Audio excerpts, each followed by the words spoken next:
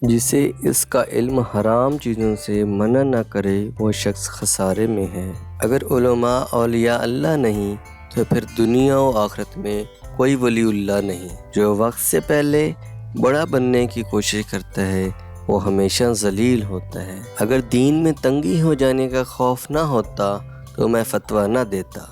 جن چیزوں کی بدولت جہنم میں جانے کا خوف ہو سکتا ہے ان میں سب سے زیادہ خوفناک چیز فتویٰ ہے۔ دوسروں کے بارے میں ایسی باتیں کرنے سے گریز کریں جو وہ ناپسند کرتے ہیں۔ میں نے ابتدا میں گناہ کے کام ذلت و رسوائی کے ڈر سے چھوڑے اور آخر میں یہ عمل دین و دیانت بن گیا۔ جو بندہ علم دین کو دنیا کے لیے حاصل کرے گا وہ برکت سے محروم ہو جائے گا اور علم اس کے دل میں راسخ نہیں ہو پائے گا اور نہ ہی اس کو کوئی فائدہ دے گا۔ سب سے بڑی عبادت اللہ پر ایمان ہے اور سب سے بڑا گناہ کفر ہے۔ لڑکی کی بلوغت لڑکے کی عمر سے پہلے ہو جاتی ہے۔